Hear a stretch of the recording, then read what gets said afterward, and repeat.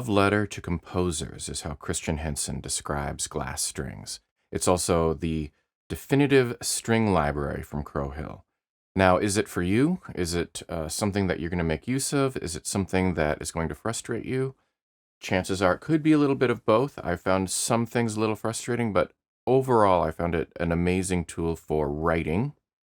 And it sounds, obviously, you might expect someone from Spitfire to start a new company. I think this is their 7th or 8th release. It sounds good enough to keep in the final. I mean, it's definitely worth keeping in there. A couple of frustrating things I'll go over. Okay, now the drop-down is broken. Click, and it doesn't stick open. I did have a problem with velocity mode, but none of the drop-downs are working anymore. Okay, that's annoying.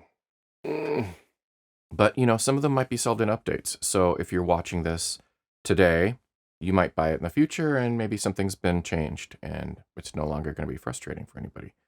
First and foremost, it's basically a string quintet. You can take out the bass, making it a string quartet. 5 players, 4 to 5 players. That works because when you play more and more notes, you get more and more players. So if there's 2 violins and you play 3 notes, you've got 6 violins already, assuming they're in violin range. Calling it a definitive string library sounds like a little bit much until you realize it's Crow Hill's definitive strings library. What that means to me is that this represents their vision and the intent to make a product that fulfills their vision. You get a few different types of longs, a few different types of shorts. That's to be expected. You also get gestures, movement, some improvised pieces. You don't have to use them. It's not necessarily the basis of everything that the library is about, to have recorded phrases. And in fact, there are so many different improvisations. How you use them really makes a difference. They can have key centers, and you can work with them modally, so that even in context, the way you might use them will drastically change. And there are different improvisations, in some cases, across every single chromatic note of the keyboard, as I understand. So you'll get quite a few varieties, even when they do improvise different notes. I mean, you can hold down one different note and have a musician play a variety of notes over the course of several seconds. There are other notes where you hold down the note, it stays the same pitch, and it's got some sort of movement in it. So again, you don't need to use the gestures or the movements, and even if you do use them a little bit for inspiration, you don't need to necessarily lock yourself into them. I've been finding quite a bit of enjoyment from simply using the longs.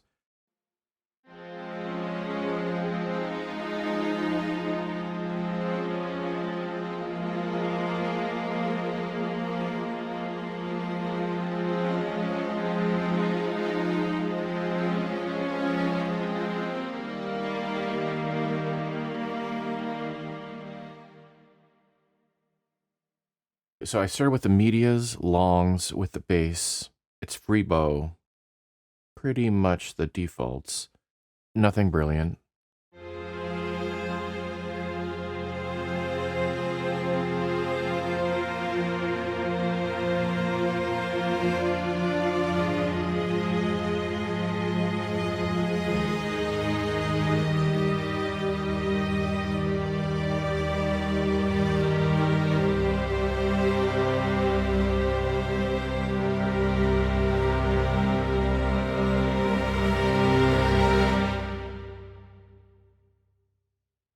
I'm going to just try layering this. Okay, so one way I might work with this is carve out one line to do legato. And let's just make it the top line.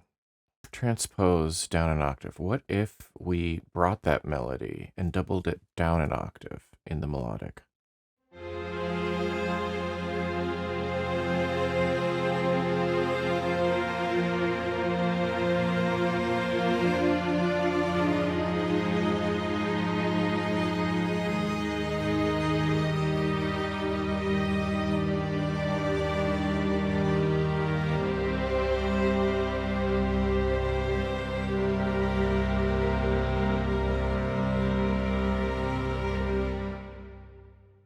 Now that was mostly glass strings. I just brought in CSS for a touch of that. We can just solo the CSS.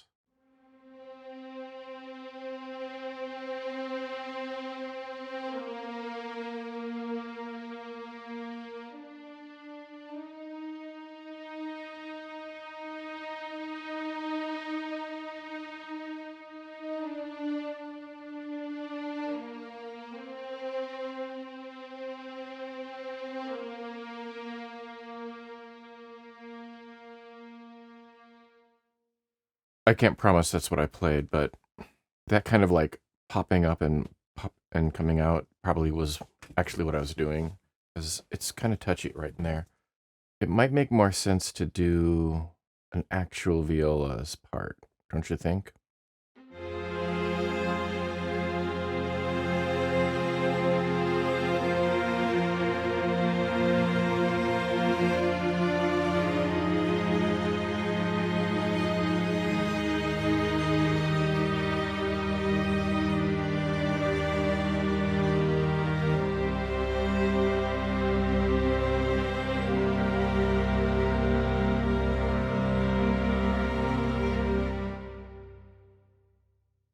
Almost sounds like it would be good in a cello part, doesn't it?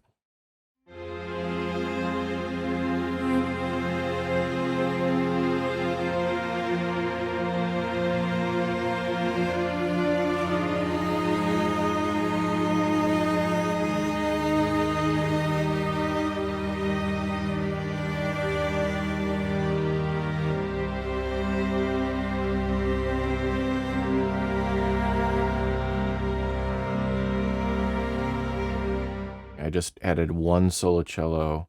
It's a little out of place spatially, and a couple of the notes it pops forward. Let me try to show you. I mean, I know this is about glass, but if you're going to use glass, I think you're going to need to layer. It's just my opinion. So if you're going to layer with something that already sounds good, let's try a simple trick. See how that pushes it back a little further? I'm not saying do exactly what I did, but as soon as I did that, the high frequencies are dampened. When something feels too close, you don't just add more reverb. You have to sometimes close off its high frequencies, and that actually pushes it back in space. With the same amount of reverb, it starts fitting into whatever else you've got as context.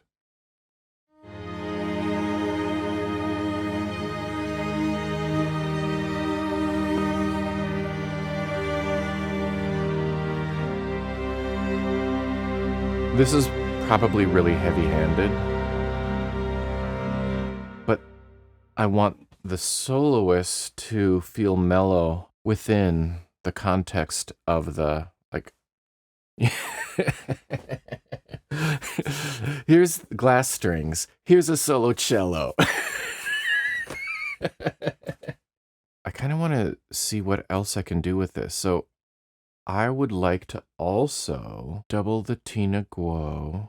This time, track the bottom line and then up there. I'm just doing this for my benefit.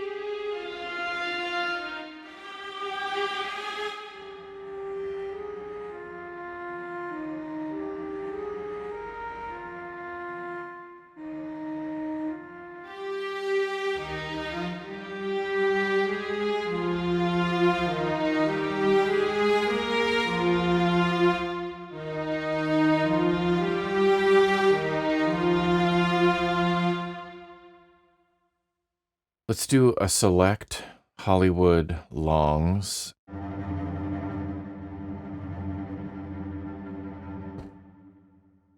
We're going to do sustains, not free bow.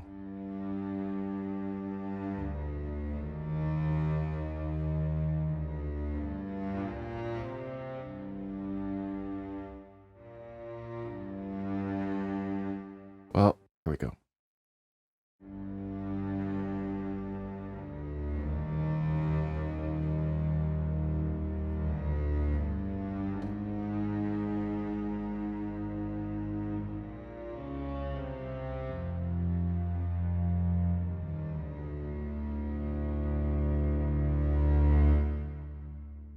Not sure why glass is on. It feels like it's going to take out some of what I want. Let me just see here.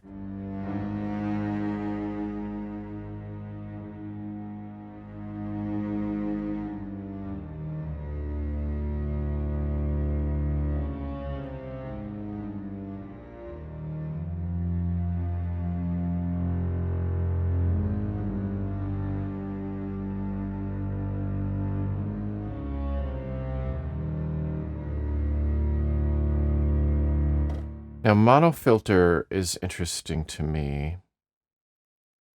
I would put the monofilter at 120.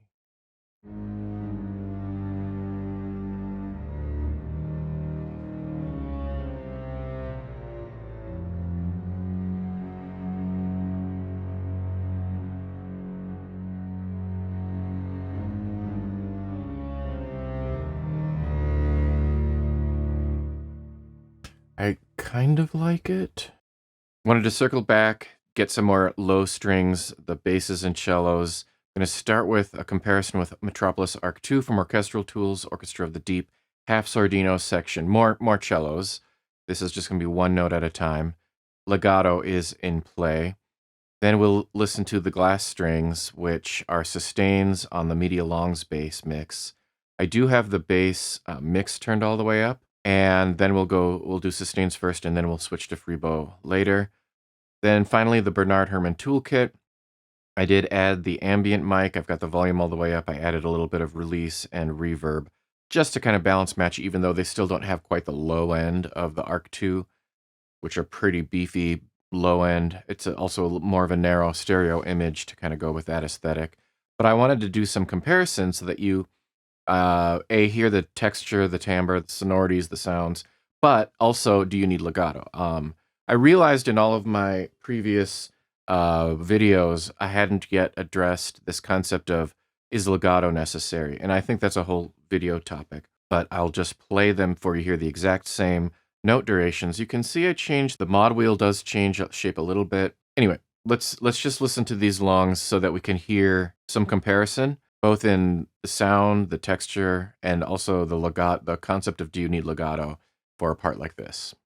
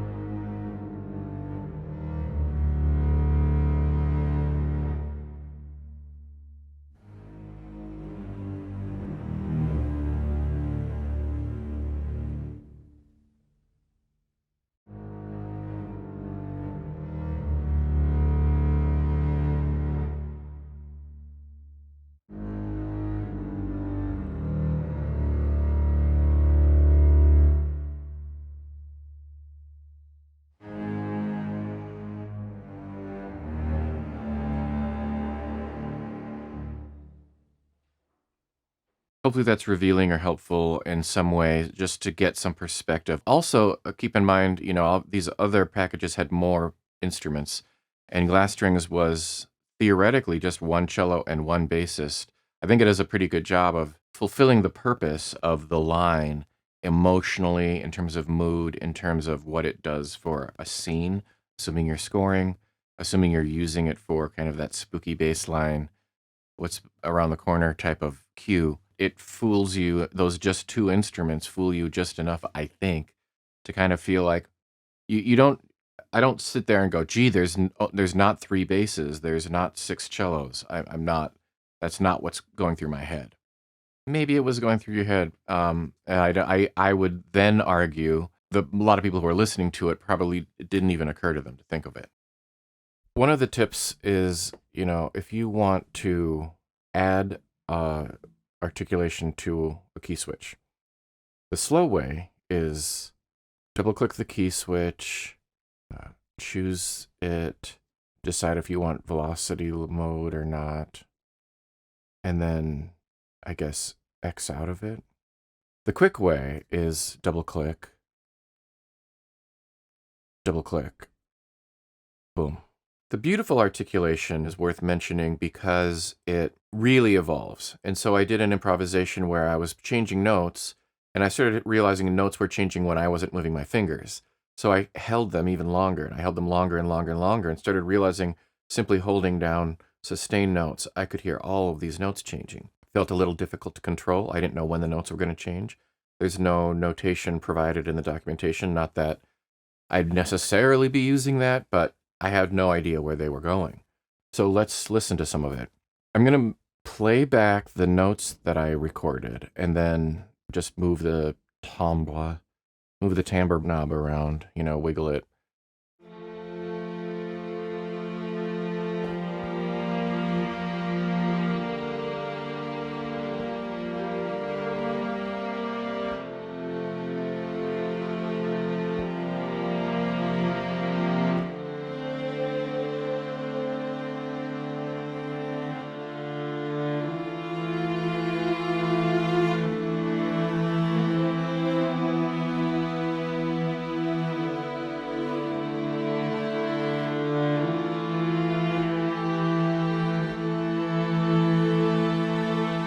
So far, so good.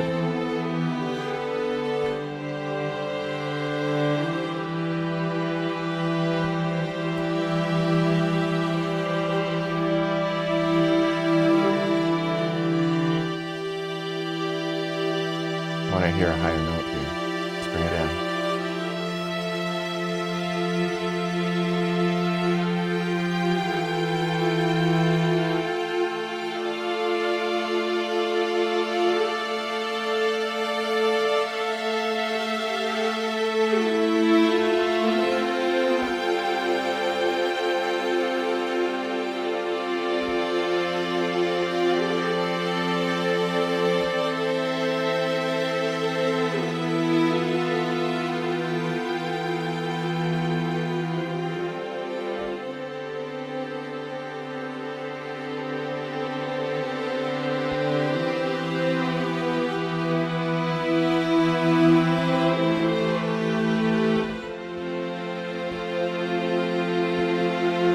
I find it a little hard to control. Sorry that popped in. That was actually the recording that I was making. I do find it a little hard to control.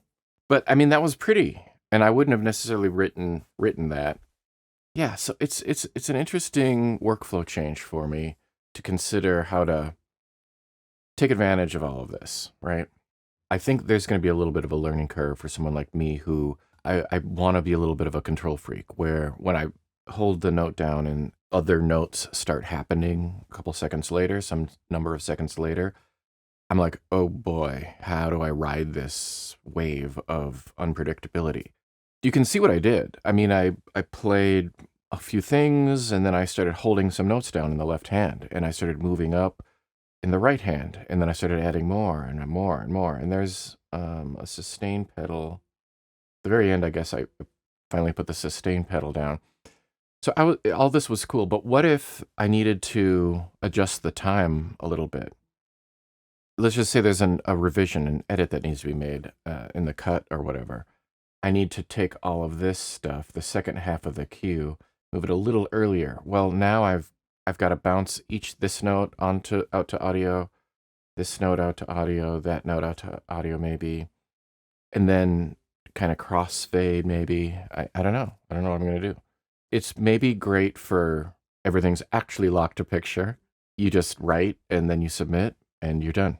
But if there's any changes, you kind of have to figure out how you're going to approach changing things, I think. One thing I can say is they do go into the manual about modes, and I was playing only white keys. And that was intentional because if you go up just one half step, now it's going to be a different piece. The notes are chromatically mapped where a different phrase is on each chromatic pitch. This phrase, gesture, is going to be different than this phrase and gesture. Even if they start out the same, they evolve in different ways over the course of several, I'm going to say a minute or two. I don't know how long they are. Let me pick F sharp here. Or wait, I should probably do C sharp.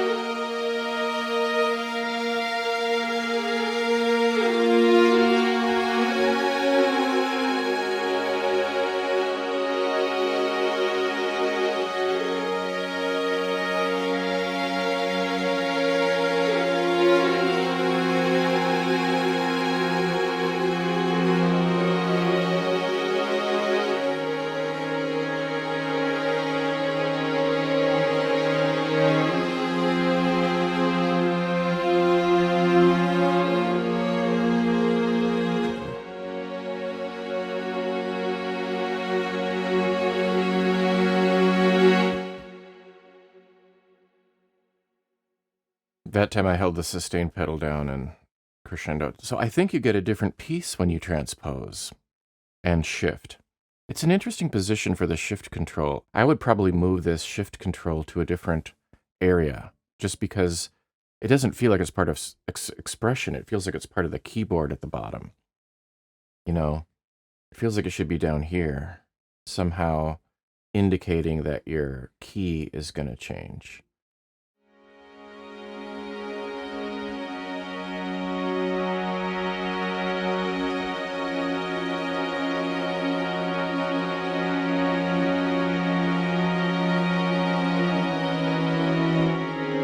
Oh, this clearly isn't working anymore.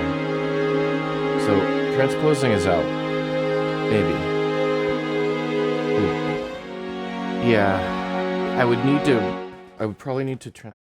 When you work this way, you have to pick the key center.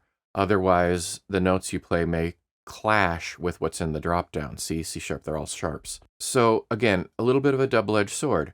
When you are working that way and your mind is open to working that way and listening to how the instrumentalists chose to improvise for that chromatic pitch in that mode, and you are willing to adjust for it, great. It does cause me, if you start going down that path, forward down that path, it causes me to think, well, maybe I want to improvise, get a rough idea of some of the possibilities that are going to happen when I hold these sustained notes down, and then split individual notes out into individual MIDI tracks, do each of them with their own gestures, and have kind of multi-track my singular performance. I mean, it's a different way of working. It's a different workflow. It also presents an interesting transposition challenge. If for any reason you wrote it in one key and then realized later, for whatever reason, maybe to accommodate a vocalist, maybe to meet up with some other cues that are happening before and after, transposition isn't as easy as you would with another MIDI strings VI. You'd get different pitches, you'd get, or different improvisations. Your piece literally changes. So you kind of have to think through the pros and cons there. Are you really going to be transposing that much? What if you get out of range, you like what you were doing, and then you kind of, everything becomes a little high and shrill or a little too bassy? I don't know. I don't want to make up problems that don't happen, but you don't have the same flexibility of just a regular string orchestra that played every note that you played exactly as you played it, and you have complete control when you go down that path. Media gestures, media motors maybe. We're at 100 BPM. The shift is in C. So I'm going to play white keys, and I'm going to play them in octaves. Theoretically, this would write a piece for me, right? Not always.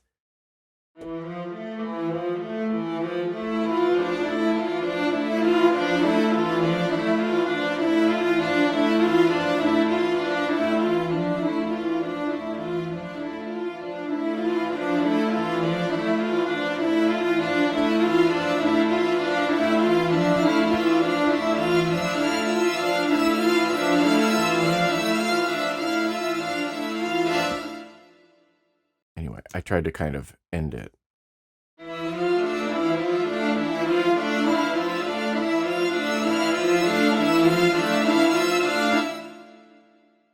There we go. That's a little better ending. It's not as good as I'd like it. Let's move it up.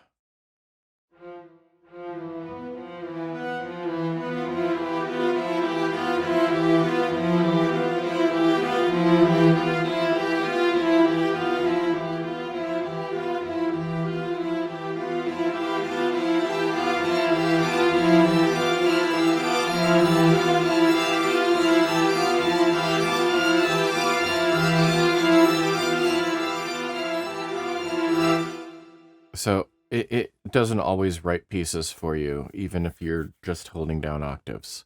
I wouldn't have expected octaves to create even that. That's my fault, maybe. So it tries to explain modes and give some music history.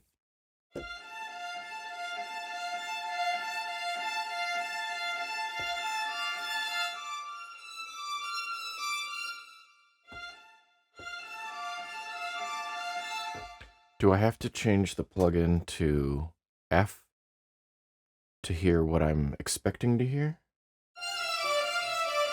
Maybe.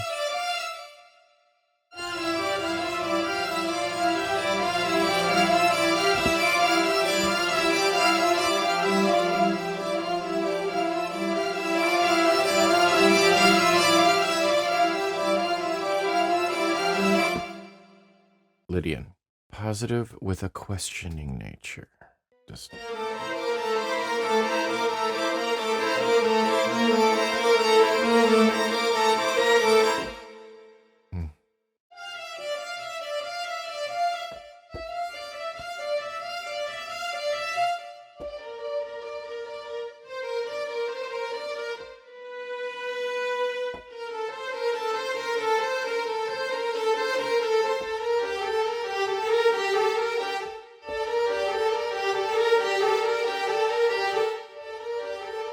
Let me just quickly switch to velocity mode.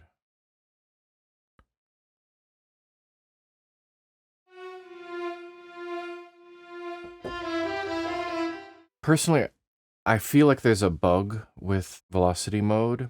I mean, this may be my fault, something I don't understand. But if I load maximism with velocity mode, or most of these gestures with velocity mode, then I get a strange drop off when I change notes. I'm going to hold D, and then 2 more notes, and then change those 2 other notes, And the D stops ringing, but I haven't let it go. I'm still holding D down. And so I feel like velocity mode doesn't do what I expect it to do. I expected that D to keep ringing, and it happens all over the keyboard.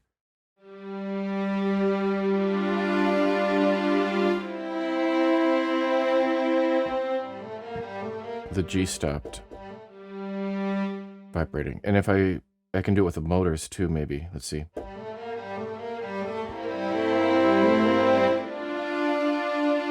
It just stops. Seems like a bug. Not sure.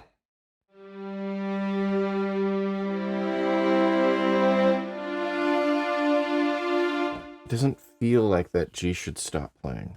The gestures are interesting. They're the kind of thing where you get a name, you play a note, you listen to what that sound was, you try to associate it with this abstract name like drooling or Octavia, Angels, Leapzilla, Scoopy.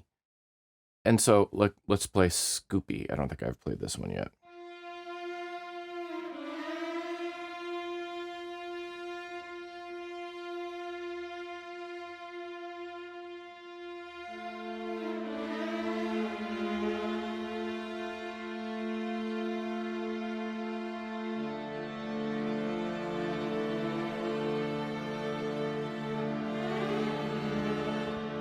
I have to kind of remember, okay, that's Scoopy, and then I go to Leapzilla, and, you know, it's different. It feels like a whole note for a long time.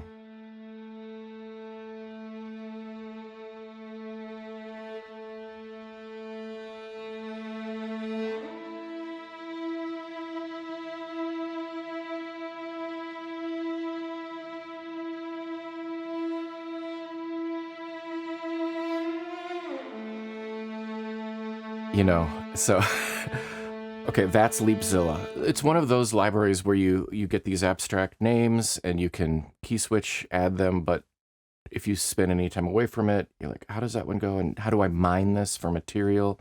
You know, you have to kind of be open to that. It also has these very simple ones, like, let me see if I can find one of the ones. Let's go to single.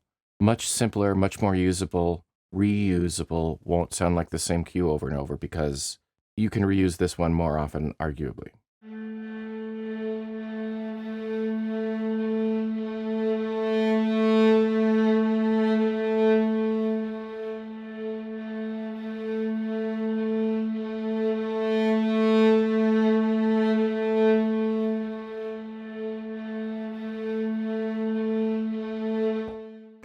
That wasn't the one I was thinking it was.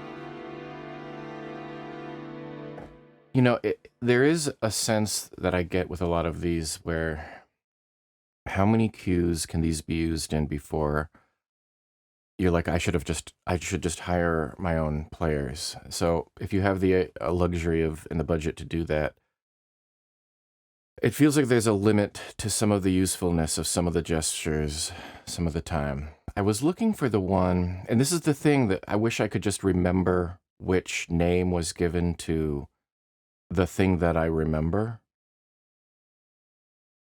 And this is one of my problems with the approach.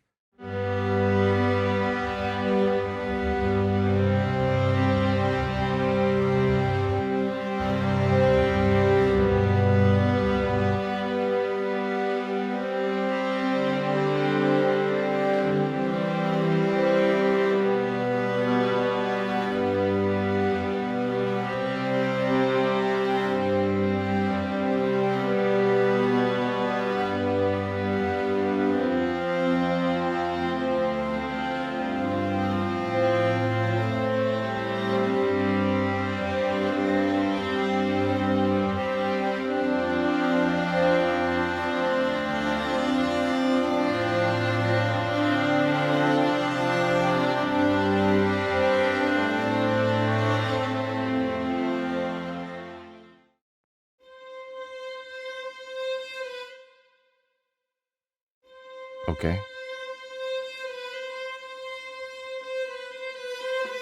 I mean, that's the approach here is you're not supposed to know. I think they don't have a documentation. There's not a list that this C is going to go play da da da da da da da da da, and this C is going to go da da da, and this F is going to just. There's no guide. There's no. You just explore. So if that's going to be frustrating for you, at least avoid some of the gestures. There's still other material that is gorgeous.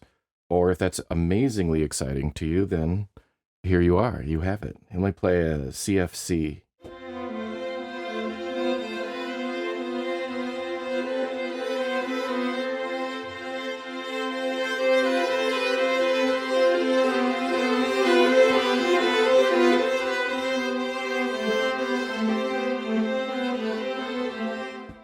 What happened with all this automation?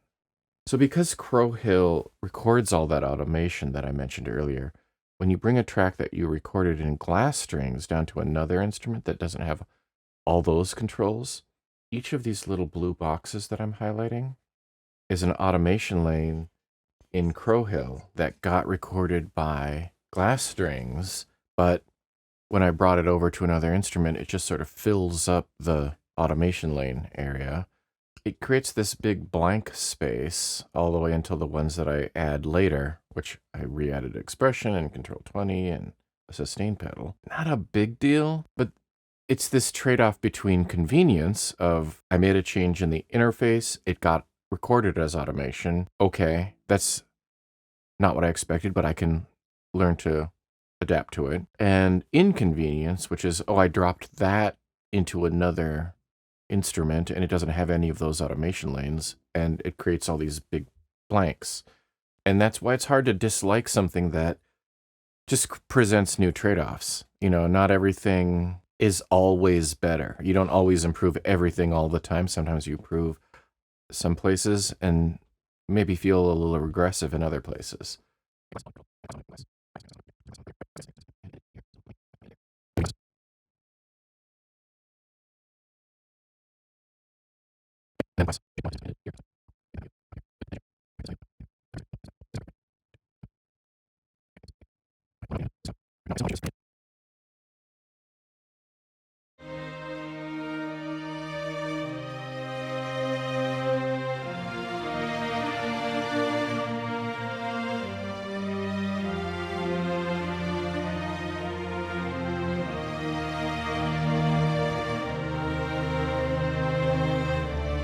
Definitely not as shrill. The changes I made with the glass EQ ended up, I think, helping.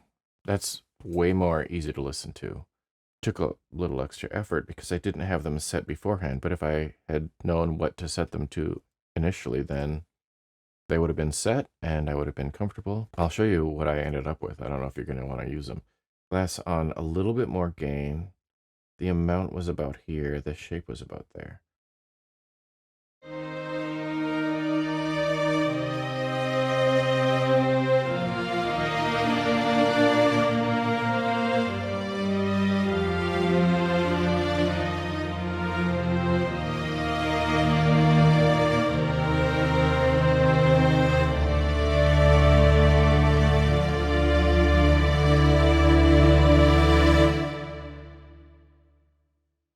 I would say it's subtle, but I like what it was doing.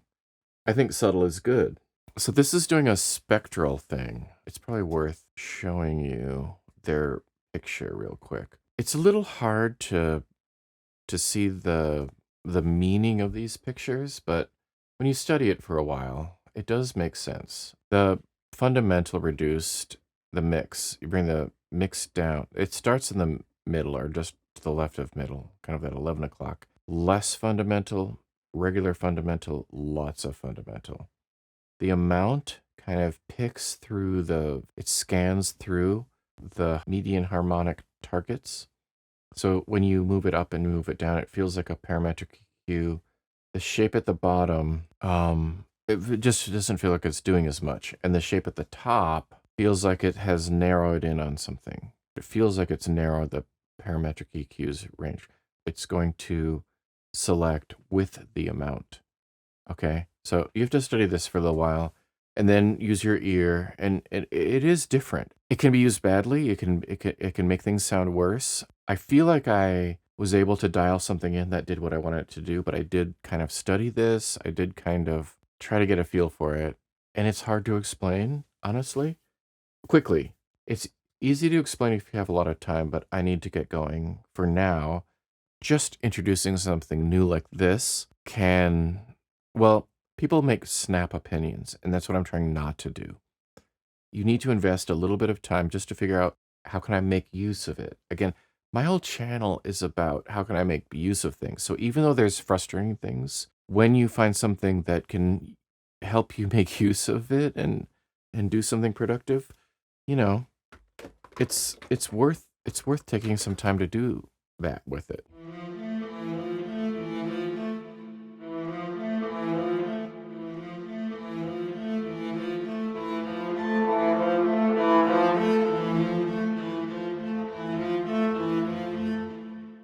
At the default settings, the gain is near middle, amount is off, and shape is wherever that is, 10 o'clock or something. And you turn it on and you shouldn't hear any difference. One thing I'm not in love with about the interface, when I want to know what the volume is, I can't figure out how to know that. I can't, without changing it. I have to put my mouse up here and then drag down or up to figure out what the volume is.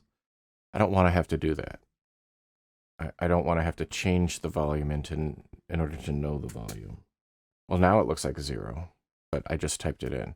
Similar with the reverbs, you can use the left-right buttons, but you can't just click here and get a list of all of them. At least that's not working for me.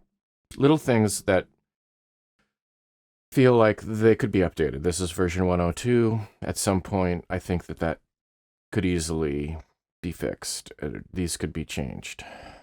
We're all familiar with the phrase garbage in, garbage out. And I've played my fair share of garbage in.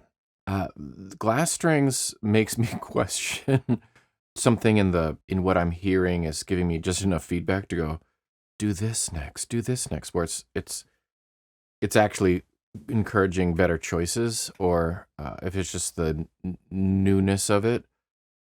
But it makes things that I think would sound kind of boring in other packages sound decent. Mediocre in, workable out. That is the spot where I think it deserves a place in the inspiration category, where it's inspiring to work with. Yeah, maybe it's not perfect the first time. And sometimes I get lost. If I'm playing a gesture, I get lost and I lift up a note and it was carrying a bunch of, or 2 notes, and they're carrying all of the emotional energy, and I just cut them off because I was trying to progress to a new chord. Okay, well, I lost the flow. But that happens with every strings library, any piano, any sound. I play for a while and then I lose the flow because I play the wrong note. I lift my fingers up, I do the wrong thing, and I'm like, oops. If you're amazing at keyboard improvisation, any tool is going to work for you. But it makes those of us who are we rely on computers to remember half of it. And then we edit in the good parts so that we kind of retroactively edit the ideas until they start sounding worthwhile. But I swear, let's try it. I'm try to play something in and try to make it work with glass strings and some other library. And then I'm going to remove everything and take what I thought was workable and added to and put it in a different strings library and see if I even would have given it the time of day. Because I'm guessing it would have sounded so boring that I would have scrapped it. Whereas with glass strings, I felt like I could move forward with it. And that's where it's like, again, this category of inspirational, but maybe essential for some people. Maybe it's what you need at a given time, right? Let's try it. All right, so what we're going to do, I'm going to start again. Even though I didn't like free bow at first, I'm going to try with free bow because I've learned to appreciate that free bow, even though it has some surprises sonically. I'm paying attention and I'm trying to draw from it. Wish me luck.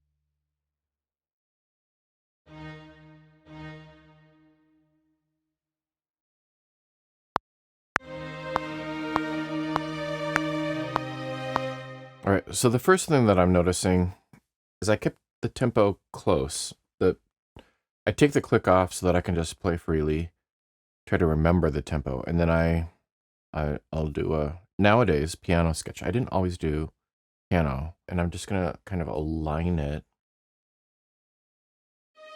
to the metronomic beats that I can tempo shift everything later.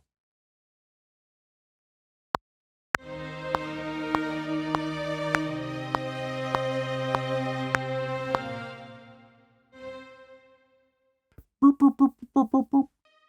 And then this is another one. I have to pull these along with it. But that starts there. It starts there. Okay, and then all of this. This was clearly one idea. This is clearly one idea. For the sake of the experiment, let's do it. All right. So I took the improvisation, I aligned it to beats at 100 beats per minute because a lot of this particular library, I think, was recorded at 100 beats per minute. If you get into the gestures, and if I wanted to add them, I wanted to put them there. I can speed things up later, or I can make it a tempo map. But now it's aligned, so I have that flexibility. And this sounds a lot like a cue that I would have to put together because there's extra beats in there, those 2 extra beats right around.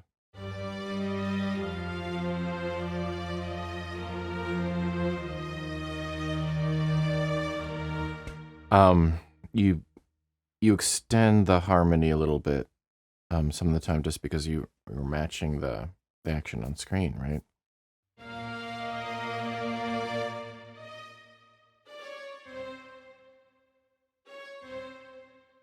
You can hear the violas come in.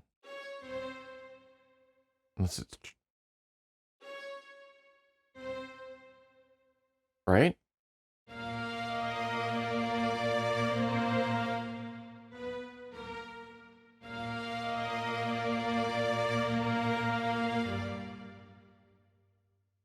You know what? This is actually a harmony, isn't it? It doesn't have to even be anything other than an octave. I mean, it could be a 6th or something, but I don't know. I think I like it as an octave.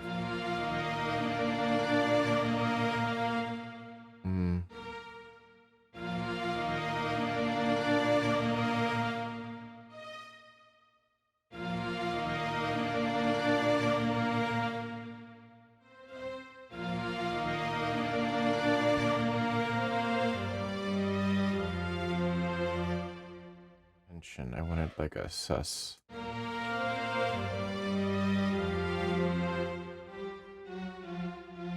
Oh, that F is so vibrato-y. I mean, these things pop out when you're analyzing note by note. That F is super vibrato-y. It doesn't have the progressive vibrato of the other chromatic. You know, it sounds like a wobbly organ. In context, you never notice it, but when you're isolating them, you hear it.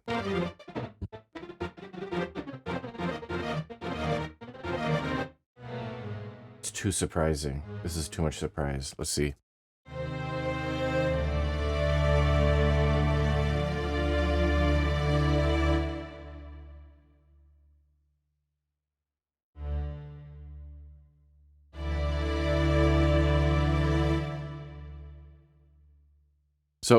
I'm totally 100% convinced that I can turn this into a cue with some soloists, some other things, some percussion, whatever. It's all based on a preset. I haven't changed anything. To prove it to you, I'll change presets and come back to it. And you'll think it's synthy. Okay, maybe it's a little synthy, because I've absolutely quantized everything.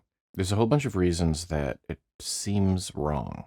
However, I bet if I played this and a bunch of other things, it wouldn't sound as good. Now, there's no modulation, there's no expression. I think I could use this in a cue. But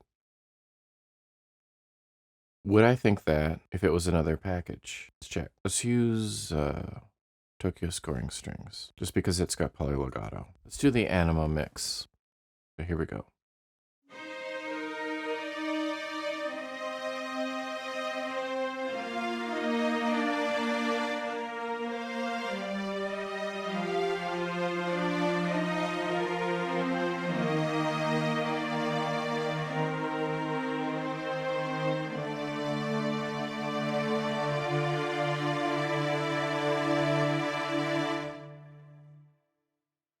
So I would feel pretty about myself if that was what I was preparing to deliver. Let's go back to hearing the glass strings that I started with.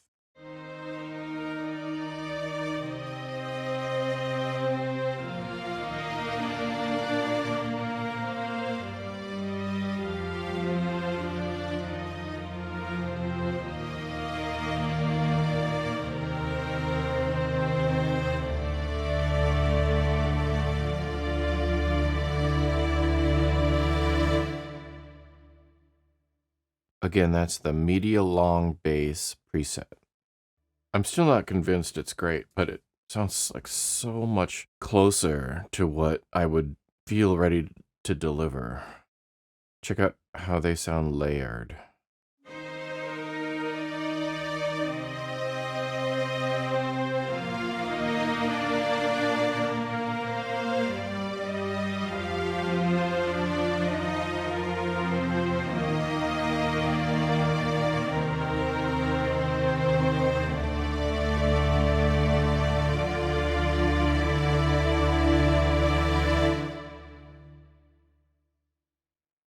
Not bad. All right. I added a Tina Guocello line. Actually, two Tina Guocello lines. One is just a simple descent with a rebo. Then it comes back up. And then CSS violas, just one solo CSS viola is also in play. Basically a bunch of legato instruments filling out that glass strings piece. So not the most brilliant writing, but it was a first draft that I cleaned up minimally. It feels like there's one thing missing, and that's a bass.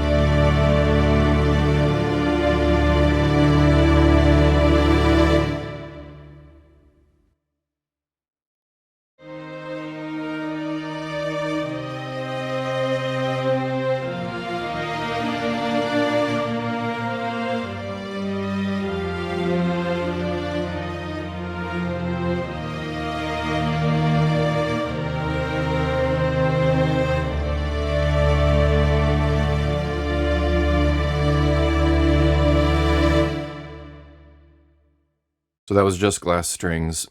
This is without glass strings, all of the other instruments that I decided to add later.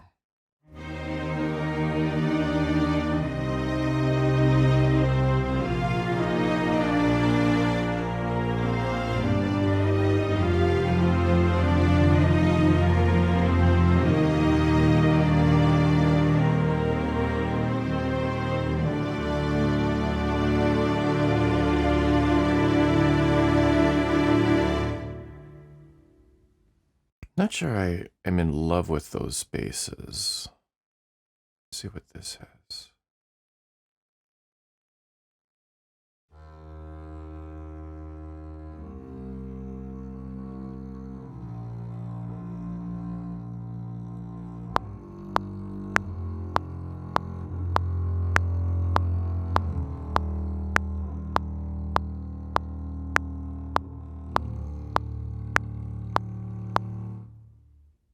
All right, I think I'm at a point where I would actually start moving on, at least, right?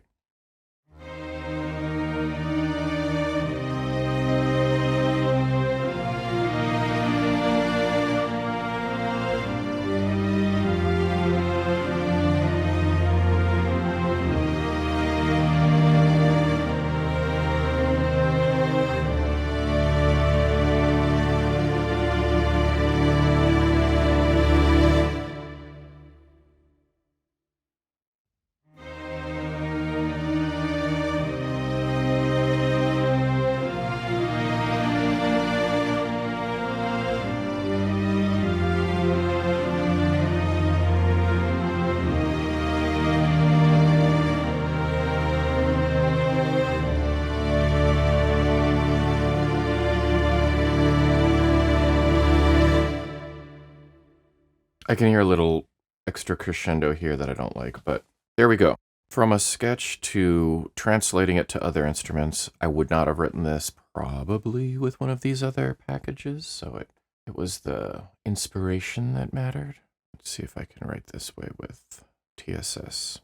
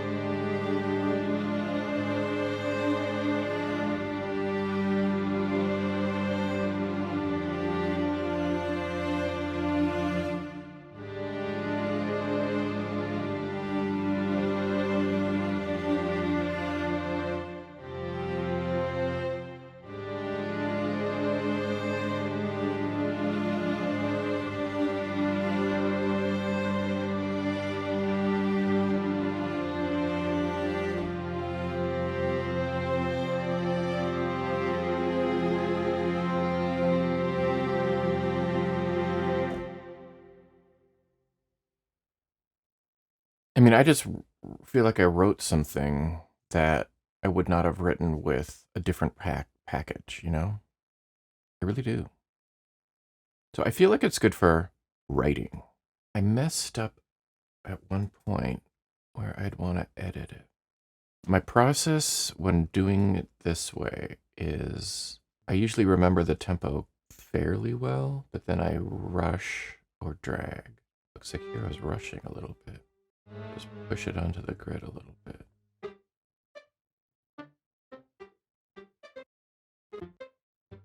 Maybe this is worthwhile. It reminds me of something I've heard before, but I don't remember what it is.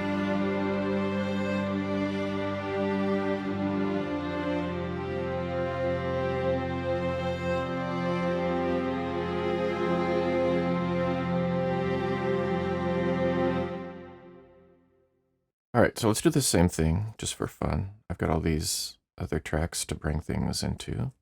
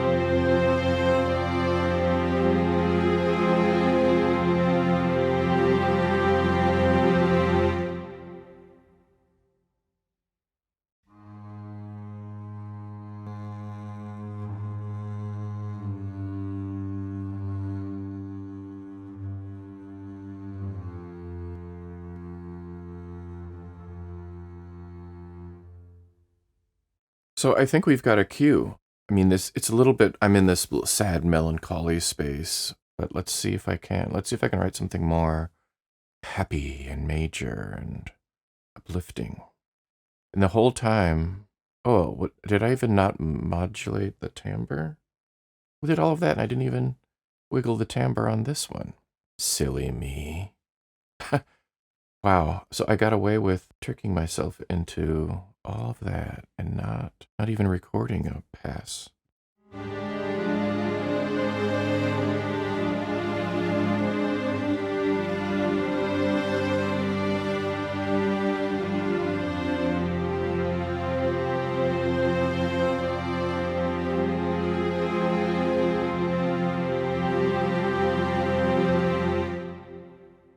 I would probably come back and clean that up a little bit more and make them a little bit more connected or something. Okay, so let's move on and try to write something happy.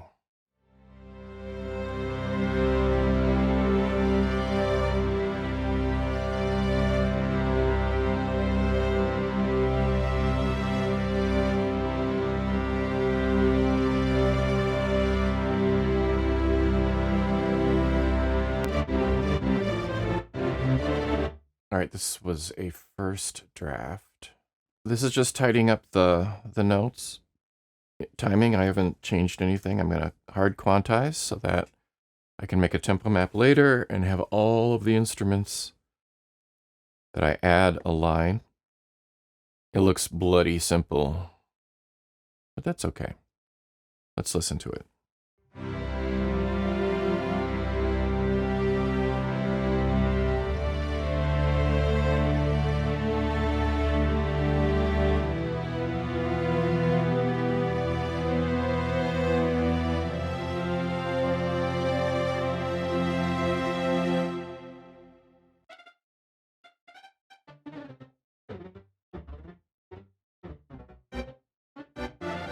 All right, this feels kind of lame, but it's getting close to Christmas time. It's kind of Christmas-ish. Sometimes you just gotta write something happy and simple.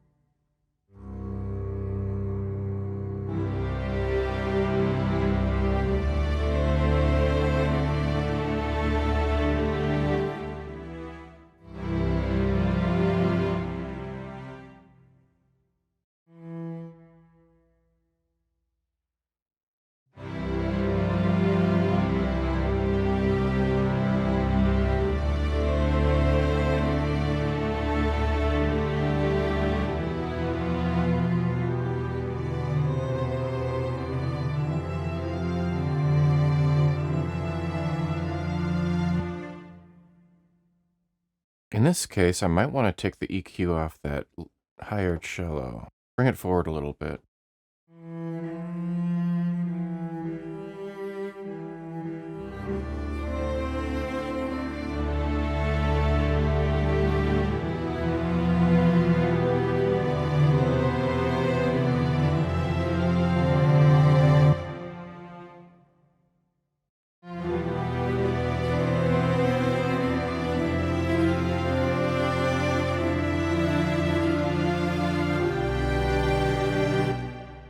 I mean, it's a little high in the cello range.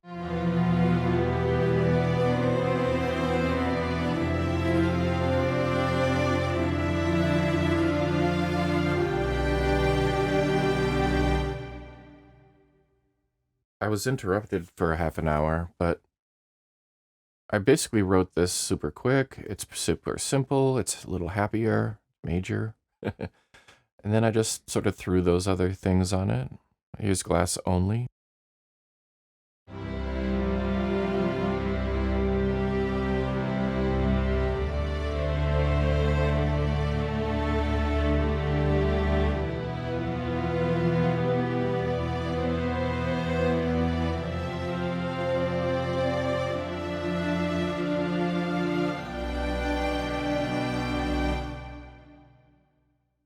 And it sounds pretty good on its own. Here's everything together.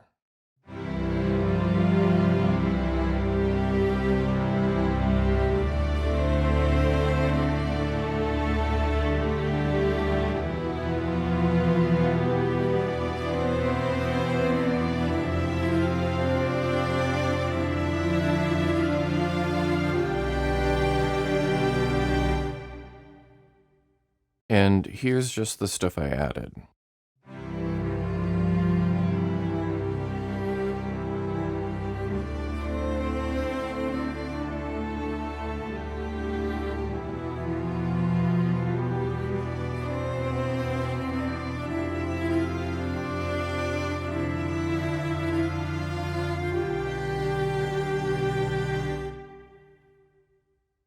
Definitely not ready for prime time yet. I would need to massage a lot of that. There's no mod wheel going on at all. None of it's been phrased or expressioned or articulated in any way. But I think that it's obviously, I think I played it in faster. Let's increase the tempo here.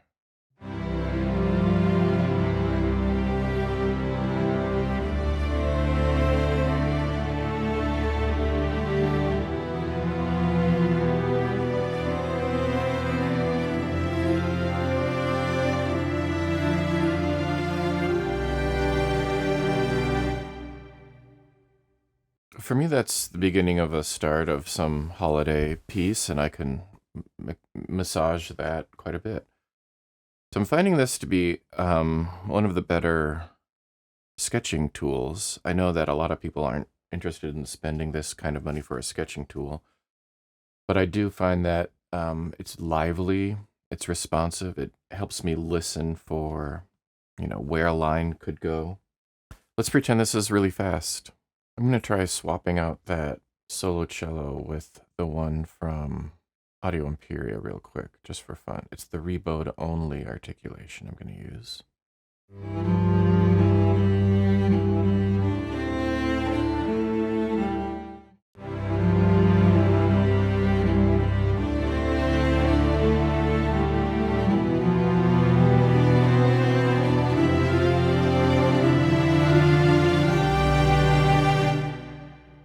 Switch it over to classic mix and it doesn't pop out as much.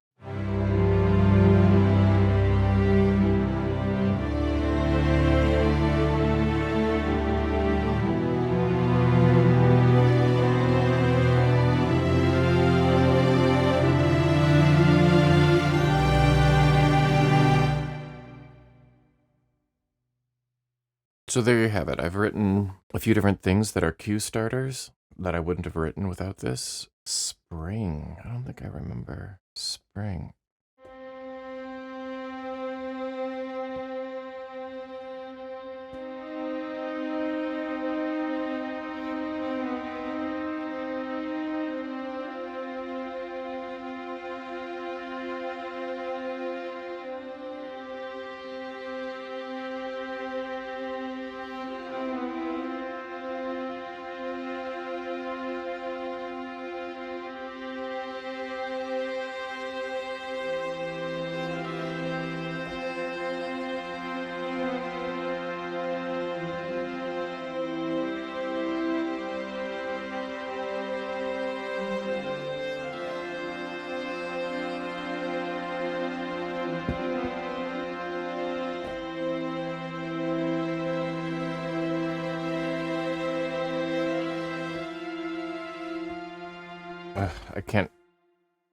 I don't have octopus fingers. Little bit of learning curve, just kind of trying to improvise things that sound great. The first take for me. Yeah. Are we having fun yet? I need a break. Let's just improvise with movements now that I've got a better feel for it. If I do A sharp and I do an E flat, B flat thing, what will it sound like, I wonder? I'm going to try it. Wish me luck.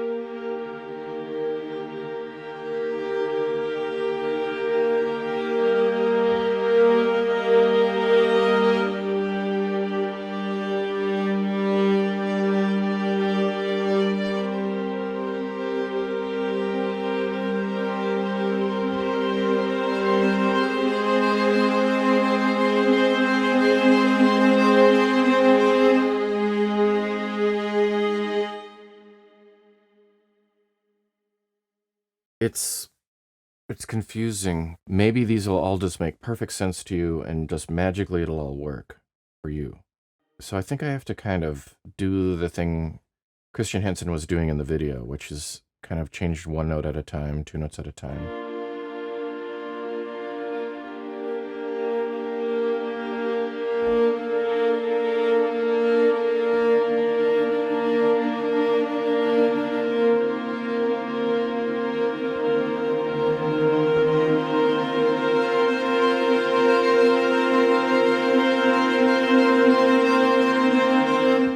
I lost it. Too many notes.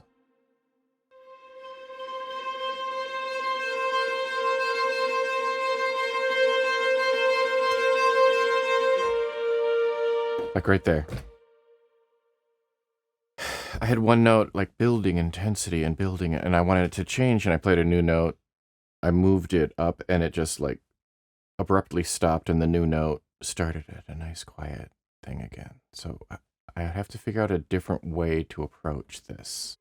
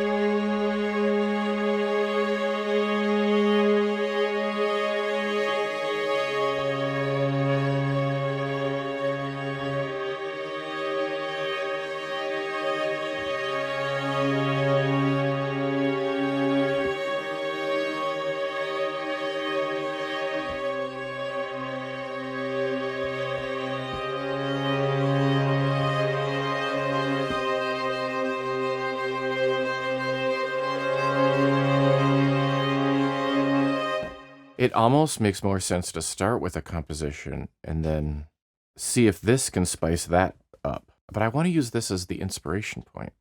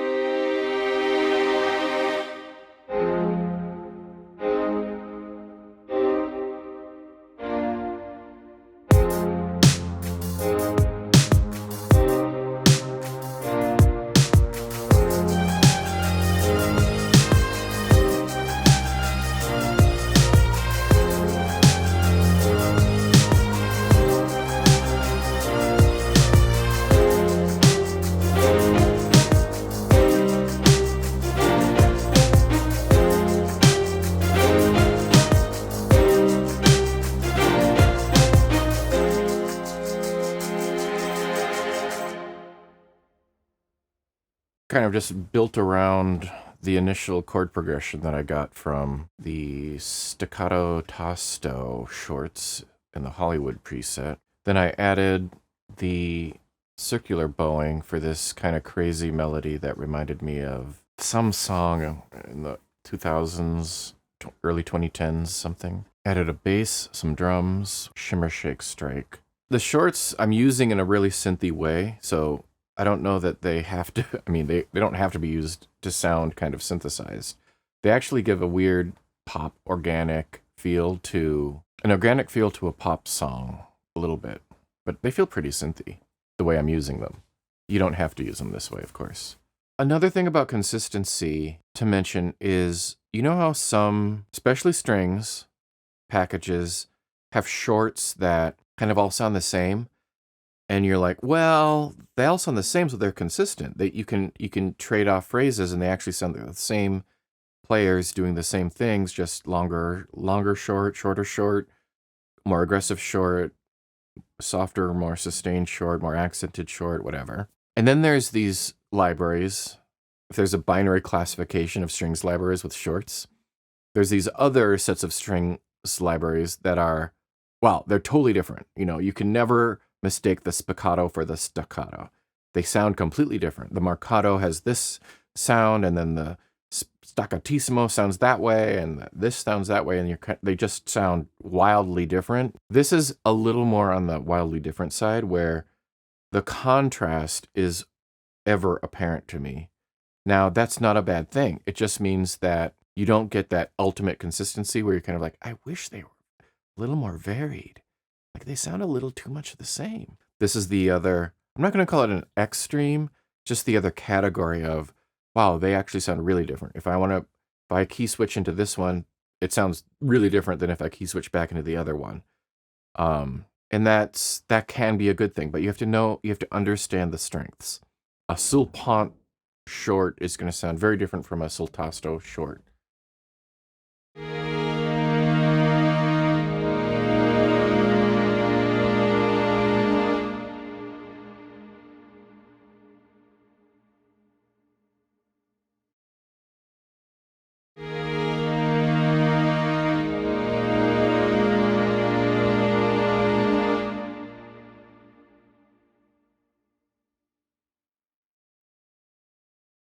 Here is where you can set your key switch MIDI note. To change the key switch, then just click on the key switch and select a different one from the dropdown. There is some time stretching that will happen. I think most of the patterns, I think the documentation said were recorded around 100 beats per minute. And if you veer 20 beats per minute plus or minus that down to 80 up to 120, the time stretching will probably become audible. I kept a lot of what I did around 100 BPM. And, you know, that brings up another thing. I tended to write kind of slow evolving pieces with this. I really felt compelled to write one note, 2 notes, 3 notes, 4 notes, and then sort of start moving things around and listening and shifting. And, you know, I wasn't scoring to picture. I didn't go through that exercise. I have scored to picture, but I could imagine myself watching a scene and improvising and working through and listening through with that kind of slowly shifting approach. And I think, again, that brings us back to the focus of the love letter that this is, right? It feels like it's for working composers. It obviously can appeal to hobbyists, but I think working composers will probably get a lot out of it because it forced me to really listen and think through the notes that I was choosing in a new and different way because there's only 5 players. Somehow, I think that's the reason. Somehow the way, especially the free bowing articulation worked, was I really wanted to hear each note change. I wanted to hear what I was doing in a way that maybe I don't feel as engaged with a traditional, maybe boring strings library where it's just sitting there and the players are instructed to have some vibrato and play, and hold your note. It didn't quite feel that way. It did feel like I was engaged. The level of engagement with that free bowing articulation, it's worth mentioning if you turn the timbre all the way up. I do know the pronunciation of timbre. It comes from French, and in French it's said as timbre, timbre. If you do move the timbre or timbre, I won't be able to say timbre. The timbre all the way up, and you hold, a couple of these pitches, you'll hear knocking, you'll hear sounds in the background. They sound potentially random, unintentional, annoying, irritating. I would have thought that would have really bothered me, but what happened when I turned the timbre back down to normal levels and just started writing, they disappeared. They completely left my awareness, and I didn't realize that they were there anymore because I don't detect dynamics layers transitioning clearly, but somehow I just didn't care anymore.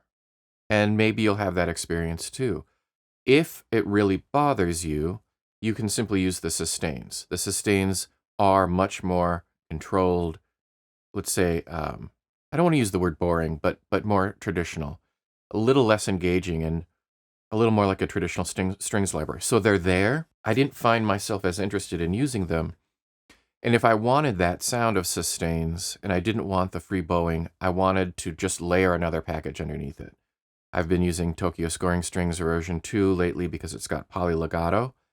And Glass Strings doesn't have any legato. Glass Strings doesn't have any separate violas or separate violins too or separate cellos. Everything is everywhere all the time. That didn't bother me as much as I thought it might. So you don't get complete control, but I started to feel like I didn't need complete control, which was a little bit of a revelation. I fought with it at the beginning, and then I got used to it. And I was able to write fairly easily. So I don't want to limit this to being a sketching library.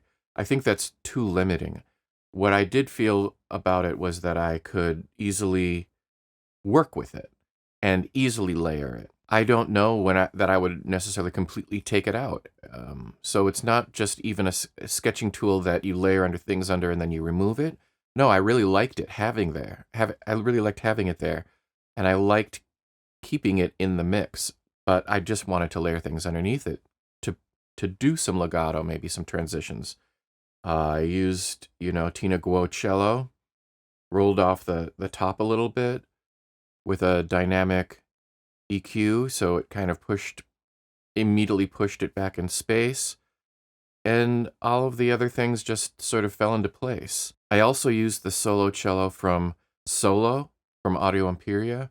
That worked really well for a different sketch attempt, and layering was very easy. The Glass EQ is worth mentioning. It uses spectral analysis, and the leftmost button is designed to increase or decrease the fundamental, the lowest frequency that the instrument's vibrating at.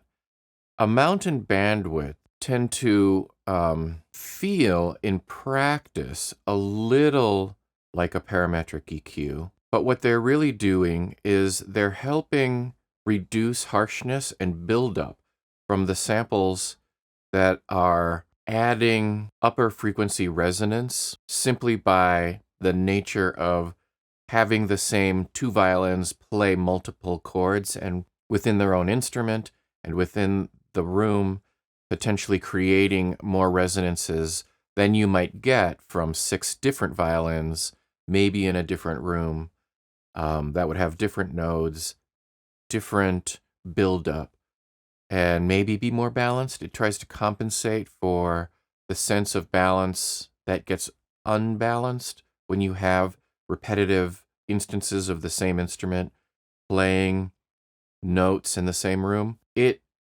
isn't something that I felt I needed to overuse. In fact, often the most useful thing I found for Glass EQ, I found the controls most useful from left to right.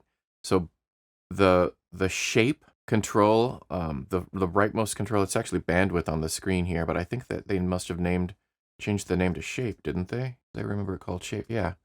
It's gain, amount, and shape in the final thing. But here on the screen, I downloaded the marketing package that they give to. It's just right on their website. Anybody can download it, and it says bandwidth. So clearly they were even thinking about it kind of in terms of a parametric EQ or that model of interpretation, that, since it's a familiar concept, but they changed it to shape, it looks like. That one was almost the least useful.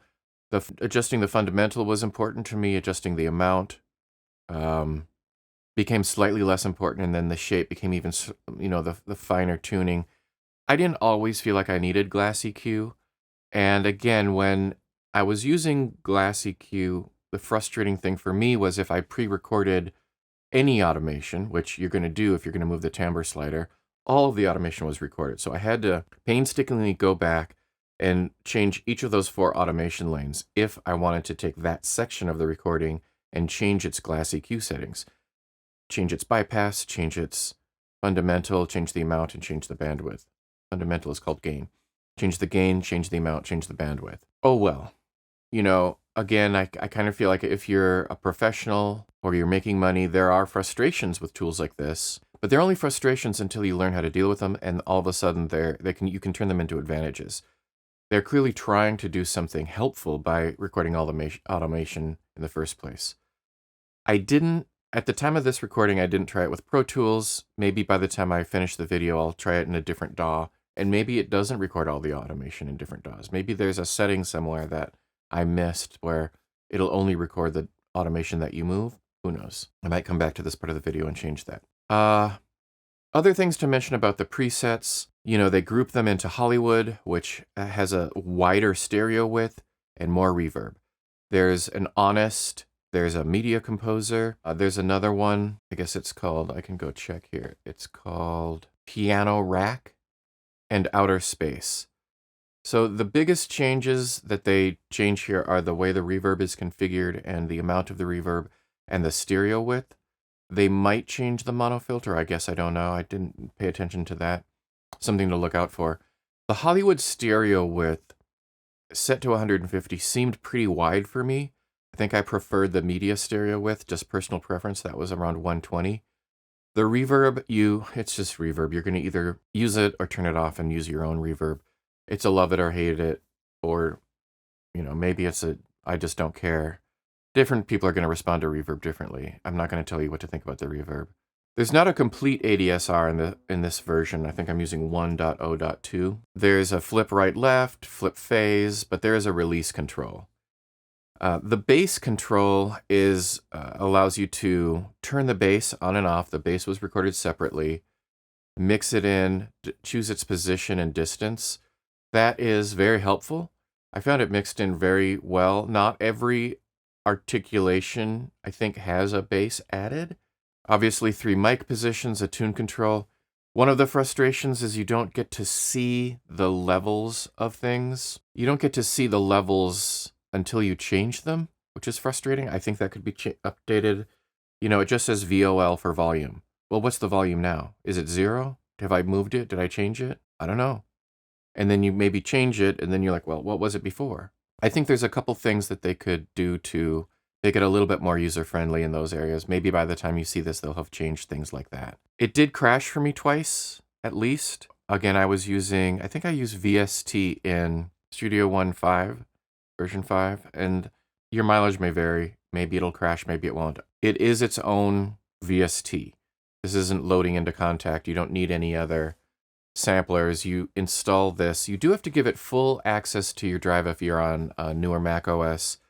I don't have a problem with that, but you have to take one extra step.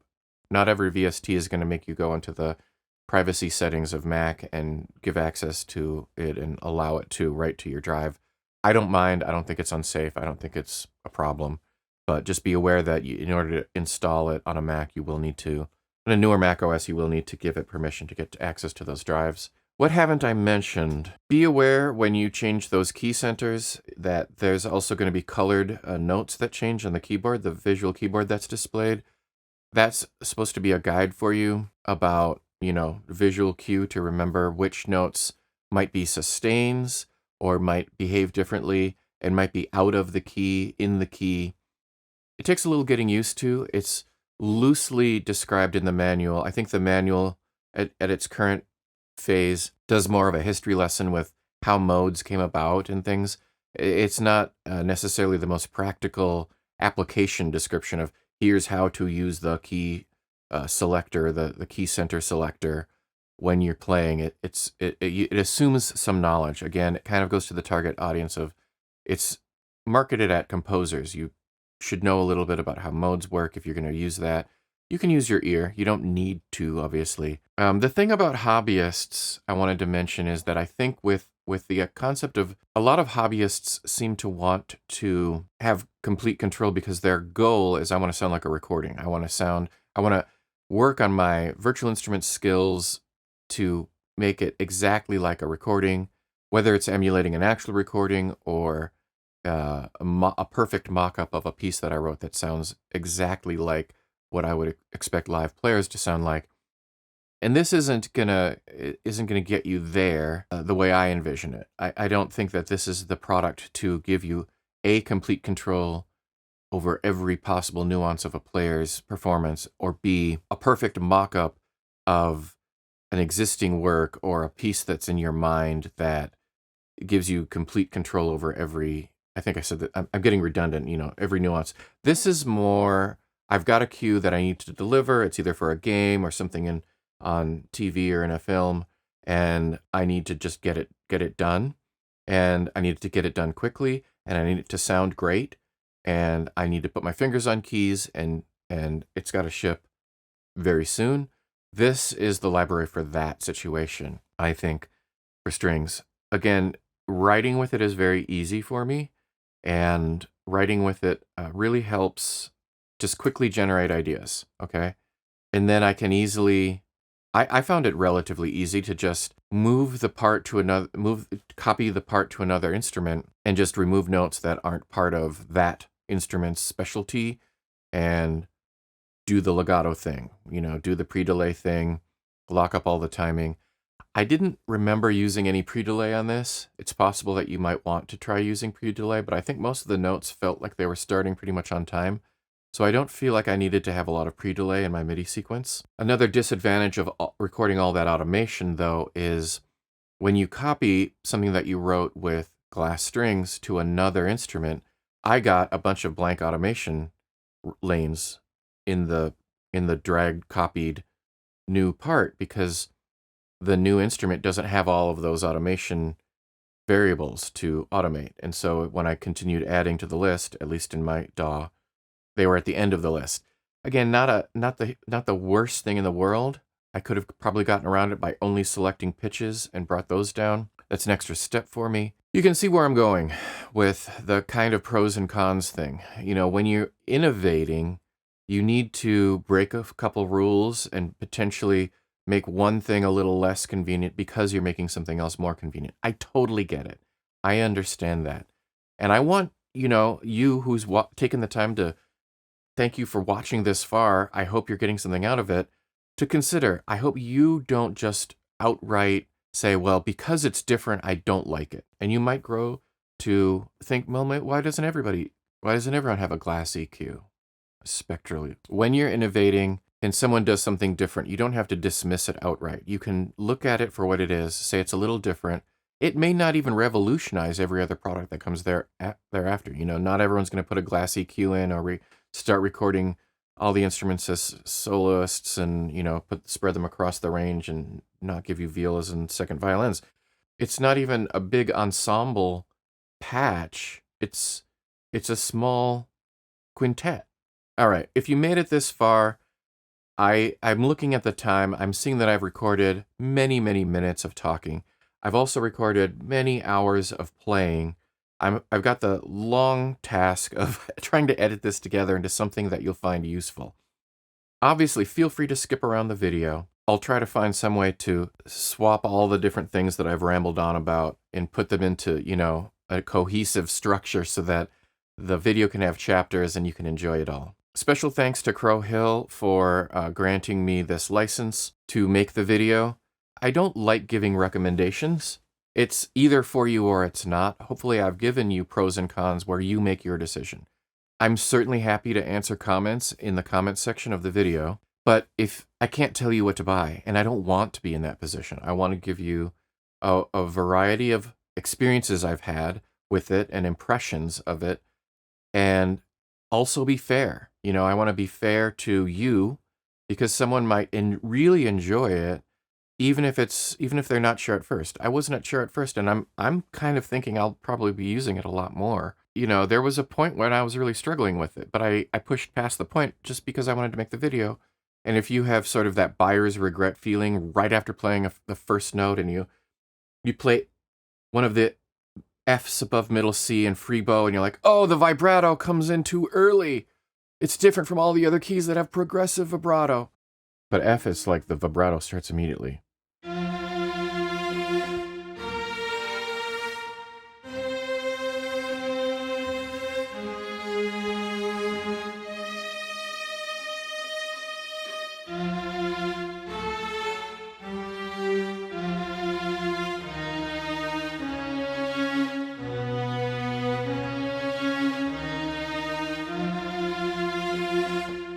So there's little niggles in there, but you don't really notice it when you're just playing and when you're not at full timbre.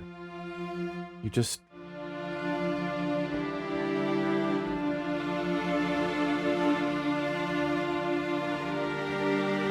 you don't notice it in the context of just playing. I think I said the exact same thing twice. More beer.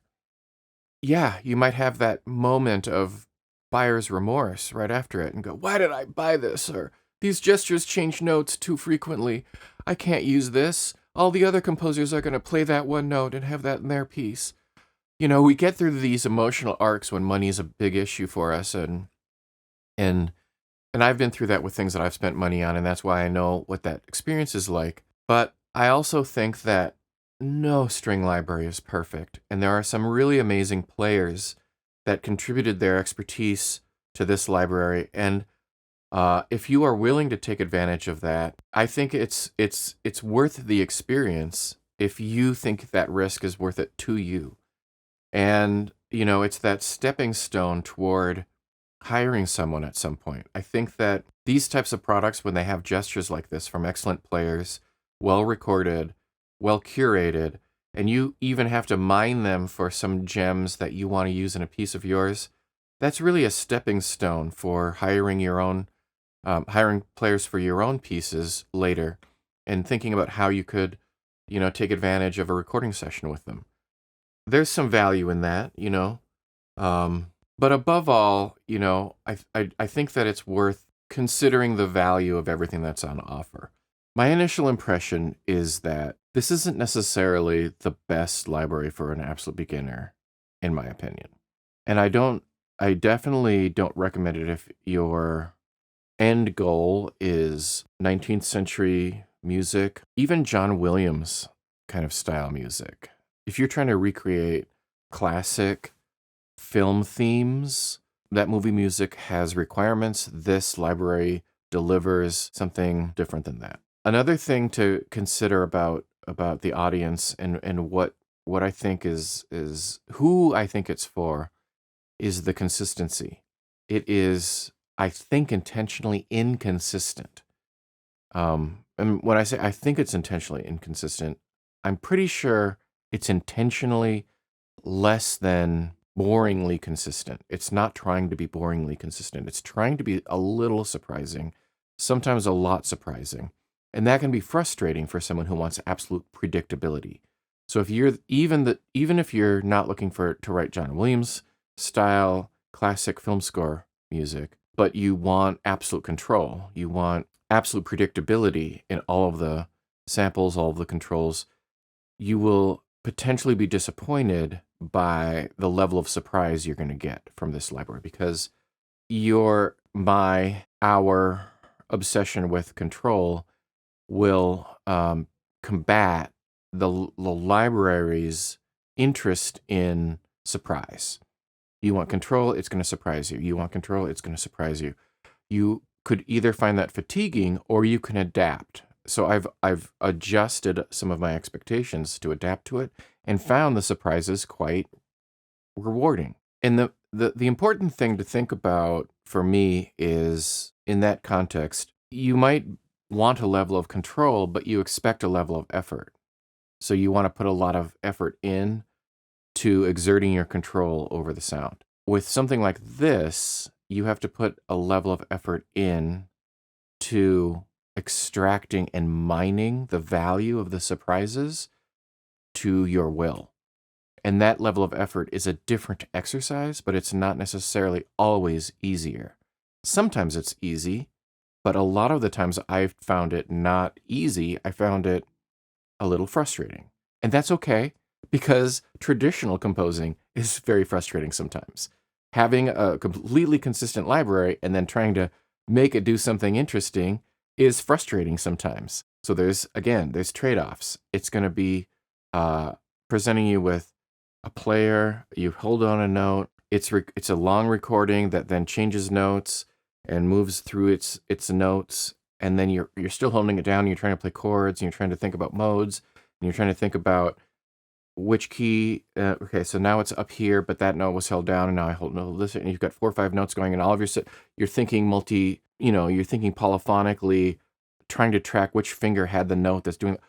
I mean, that's the most complex situation that comes up with one of these presets in particular, and your brain goes like, okay, this is effortful. Well, yeah, and it's effortful to also just write counterpoint for yourself as well. I don't know. I mean, I'm trying to find a way to address different audiences in different places.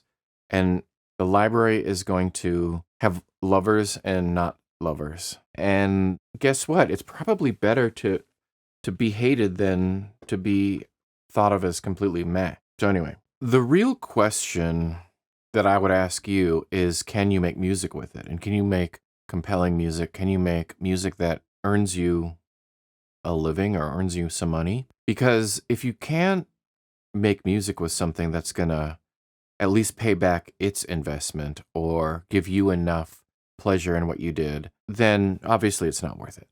After some struggles, I have found it is more inspiring to try to get something out of it than a lot of my other predictable strings packages. And that even surprises me, because if there's a predictable strings package, I assume that the responsibility of leaving it all up to me, all of it. And I'm not talking about just the gestures. I'm talking about even these free bows that have a little bit of extra sprinkles going around, where there's inconsistencies that are left in, kind of just little sounds, little things.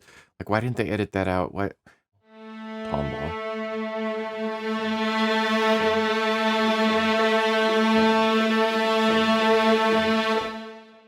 You hear these little knocking sounds, and they're up here too.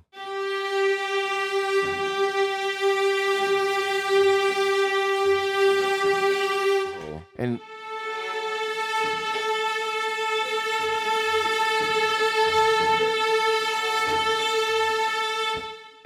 there's just a lot of extra sounds in the one note, but you don't really notice it when,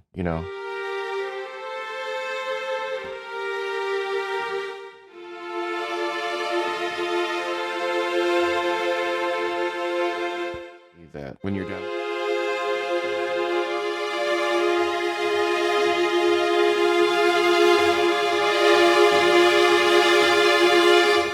I just wouldn't expect those little knocking sounds to be in the signal. Why is that little, but when I bring the timbre back down and actually start just trying to play music with it, it is more inspiring. It is more inspiring. I have to convince myself of that, because I want the discipline of write a piano sketch, transfer piano sketch to consistent string library. This process of this is what a composer does, and yet I also understand the reality of being a media composer is you get a brief, you get a final cut, you're writing to picture, you're writing to a brief, you're triangulating references, and you need to get it done. You've got X days, X hours, usually X days to finish something. The time you spend starting on the piano at that point, it does work to start on the piano, move to the template, move to the, expand out. However, it also can be effective to start from an inspiring instrument. And if it's a strings instrument like this, where what you can do is improvise something, get pretty close, pretty quick, and then augment with the rest of your arsenal, assuming this isn't your first strings library. If you're trying to simply deliver, you just need to deliver a cue, then you've always got to balance this tightrope of how do I like to work? How am I comfortable working? How am I used to working with what can actually shake up my workflow so that I actually do something new and interesting because my workflow is already too stale. So you need you need that kick in the pants just enough.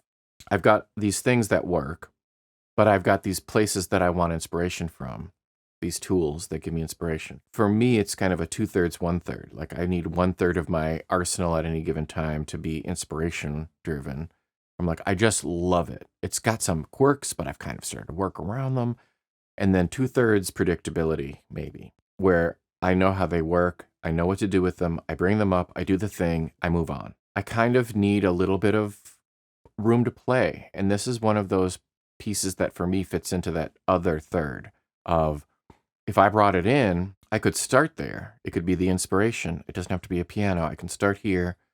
And then it's really only a piece of the final. And I might layer in soloists that I have to position with them a little bit, then augment maybe with some other things. And that beginning sketch got supplemented. And then with all of the things that I already knew how to do, it's kind of like, a new synth, a new piano, felt piano, it's a new toy. For me, it's going to fit in. It's going to be a piece of the larger toolkit. Am I going to trash all my other string libraries for this? No. This for me is a niche library. I would be surprised if 80% of the people who buy it say, I'm leaving all of my other string libraries at the wayside. They're all going bye-bye. This is the only library I need anymore.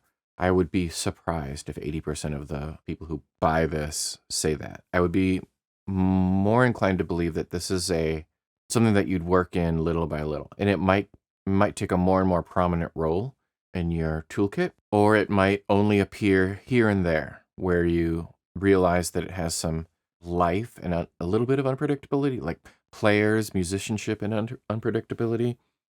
And you were like, oh yeah, let's go back to glass strings. Let's grab that. That's gonna be perfect for this. I mentioned some frustrations. Some of the frustrations that I've got are double-edged swords. They're clearly trying to make improvements in one area, potentially at the sacrifice of something in a different area. That's kind of the way, improvements can go sometimes. It's hard to make everything better all the time. One example of a frustration that is a double-edged sword is when I record in Studio One. I've got an older version, version 5. I hit record, I do some stuff. All of the automation parameters possible get recorded into a variety of automation lanes. That's not necessarily what I want, because if I'm further along in the piece and I change something during playback, it's been automated the first way, the way I recorded it. And when I play back the next time, it resets to the recorded automation of the first pass. You'd think the way around that is just set everything up before you start. Sure, okay, well, that's the compromise. That's the thing I had to get used to. You don't always know what you're doing when you're trying different articulations out, though. So it's a little of a workflow adjustment for me. Another thing that's a bit of a double-edged sword, and this is, again, it's neither completely pro nor con, it's just something to get used to. The shorts are very different from each other. Now, there are some libraries you'll find in string libraries where all the shorts tend to sound really similar. They're slightly longer, slightly shorter, slightly more aggressive, slightly more smooth, and whatever they're called, whatever their names are, staccato, staccatissimo, the sound is more homogeneous.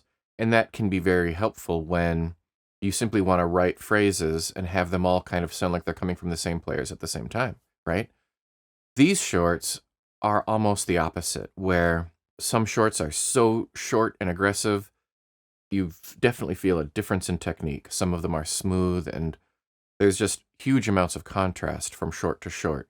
You don't exactly construct phrases with them where you just alternate unless you're really going for this one is this way, that one is the other way.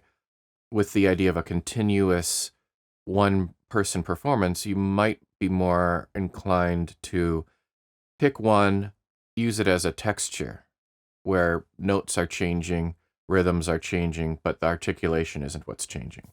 Maybe, right? So it's a bit of a trade-off again. The intro price is, I think, fairly reasonable. There's a bit of, once you add VAT, depending on where you live, value-added tax or other currency conversion issues, depending on where you live, the price may seem high, but there's a lot on offer here. There's a lot of usefulness here. And from my experience writing, 2 or 3 cues with this are going to pay for it easily. And when I say cue, I mean 3 or 4 minutes of a finished piece with this are going to pay for it easily, in my experience. You can sell what you did with 2 or 3 minutes of music in the right place, in the right market. So I look at it from the perspective of, would this have paid for itself? And I can see, I would say the answer is yes. I can easily see this paying for itself. That's actually one of the things that maybe I'll leave you with, is that it says it's a definitive string library, but it's Crow Hill's definitive string library. It can be a surprising string library. And I think that's part of the intention here. It's not meant to simply obediently perform exactly as, a shy, cowering instrument that executes your every command. It's lively. It's a little more interactive feeling. It's a little surprising. You put your fingers down and you kind of I start perking up. I start thinking, oh, what's next? How am I going to do something with this? I honestly want to spread positivity in the world. I want to make use of things that exist and make the best use of them. I want to help you make the best use of them. There is the effect of getting something for free and wanting to give something back. You feel this moral obligation or ethical obligation to give back because you got something, and that's part of human nature in many cases, unless you're a sociopath, probably. But that's, to the extent that might be at work. What I think is more powerfully at work for me personally is I like to be positive and look for opportunities and how to make things work, not just break it and then go, well, therefore it's worthless or valueless. I had a problem, therefore it's an issue. It did crash on me. I could send that crash report into Studio One and they might say, we were trying to do an auto backup right when you changed the VST and we messed up our file writing. And then it's not Crow Hill's fault. It could have happened if I'd brought any other VST in when it was trying to do its auto backup. I don't know. Maybe I should have been using the AU version instead of the VST version. These types of things are worth bringing up, but it really depends on you. If you will never buy something that has crashed once or twice, or that someone else experienced crashing, and you're just going to stay away from it, okay. That's your choice. All right, I think I've talked enough. Once again, thanks for watching. Cheers. Have a good time. And write some good music.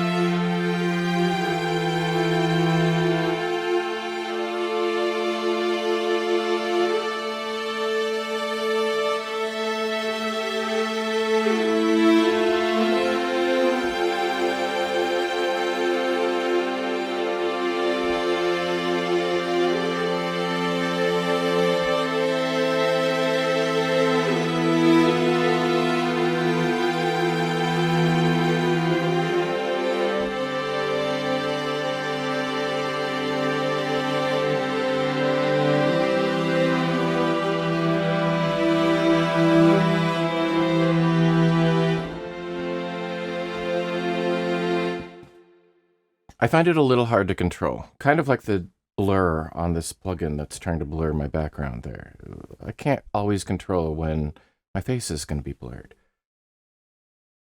There were some really beautiful moments right there, but then when I was about to change something and then it changed and I needed to, and I'm just enough of a control freak to go, oh, that was nice. So wait. And so maybe brilliant musicians hear things and they know which note has changed pitches. So their finger's down here, but it's actually up there. And so they know, well, that clearly was that line. And I'm hearing